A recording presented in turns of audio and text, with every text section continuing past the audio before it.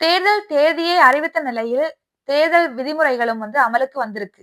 அந்த நடத்தை விதிமுறைகள் வந்ததை தொடர்ந்து முதலமைச்சர் ஸ்டாலின் அவர்களுடைய புகைப்படங்கள் அகற்றப்பட்டு வருகின்றன. தேர்தல் நடத்தை விதிமுறை எதுவும் நடந்துராம இருக்கணும்னு சொல்லி அதுக்காக பாதுகாப்புக்காக எல்லா விதமான ஏற்பாடுகளும் ஏற்கனவே செஞ்சிருக்கதா சொல்லி தேர்தல் ஆணைய தலைவர் ஞானேஷ்குமார் சொல்லியிருக்காரு. தேர்தல் நடத்தை விதிமுறைகள் அமலுக்கு வந்திருக்கிறதுனால எந்த ஒரு தலைவருடைய புகைப்படங்களும் பொது இடங்கள்ல இருக்கக்கூடாது அப்படின்னு சொல்லப்படுது.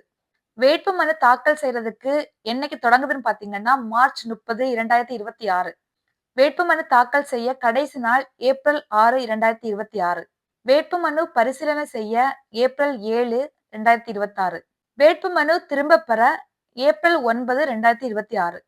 வாக்குப்பதிவு 2026 ஏப்ரல் 23ஆம் தேதி வியாழக்கிழமை என்றும் வாக்கு எண்ணிக்கை மே 4ஆம் தேதி என்றும் உறுதி செய்யப்பட்டுள்ளது. தேர்தல் நடத்தை விதிமுறைகள் அமலுக்கு வந்த நிலையில் பறக்கும் படையினருக்கும் ஆலோசனை வழங்கப்பட்டு வருகிறது.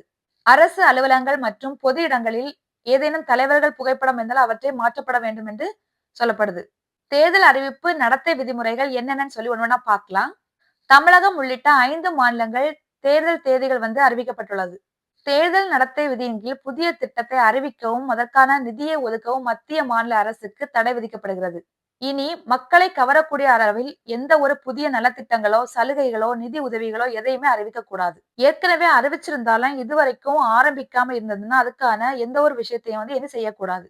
புதிய சாலைகள், பாலங்கள், கட்டிடங்கள் இந்த மாதிரி எதுக்குமே அடிக்கல் நாட்டக்கூடாது. மக்கள் பிரதிநிதிகள் அரசின் சாதனைகளை விளக்கி மக்களின் வரிப்படத்தில், அதாவது செய்தித்தாள்கள்லயோ வலைத்தளங்கள்லயோ தொலைக்காட்சிகள்லயோ எந்த ஒரு விளம்பரத்தையும் அறிவிக்க கூடாது.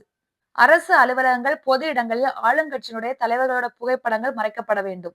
தேர்தல் அறிவிக்கப்பட்டவுடன் மாநில அரசு நிர்வாகமும் காவல்துறையும் தேர்தல் ஆணையத்தின் கட்டுப்பாட்டின் கீழ் வருகின்றன.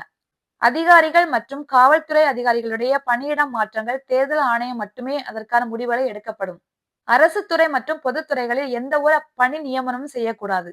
அவசர தேவைகள் இருந்தால் மட்டுமே தேர்தல் ஆணையத்துடைய அனுமதியை பெற்று செய்ய வேண்டும். அமைச்சர்கள் தங்களுடைய அரசுமுறை பயணத்தை பரப்புரைகளுடன் இணைக்கக்கூடாது.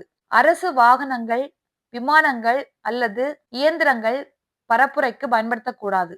ஒவ்வொரு அரசியல் கட்சியும் வேட்பாளர்களும் எவ்வளவு பணம் வரை செலவழிக்கலாம் அப்படிங்கறத இந்த விதிமுறையில இருக்கு.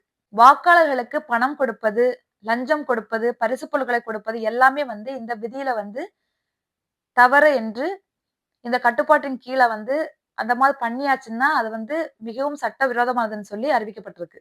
இதனால வாகனங்கள்ல ரொக்கமா பணமோ தங்கமோ அந்த மாதிரி எடுத்துட்டு போறீங்க அப்படின்னு சொன்னா அதிகாரிகளால கண்காணிக்கப்படும் அப்படின்னு சொல்லப்படுது. மதத்தின் பெயரை கொண்டு யாருமே வாக்கு சேகரிக்க கூடாது அப்படின்னு சொல்லியிருக்காங்க. இந்த மாதிரி யாராச்சும் இத மாதிரி நடவடிக்கையில ஈடுபட்டாங்கன்னு சொன்னா அந்த வேட்பாளர்கள் மீது நடவடிக்கை எடுக்கப்படும் சொல்லப்படுது. இதனை கண்காணிக்க பறக்கும் படையை தேர்தல் ஆணையம் நியமிச்சிருக்கு.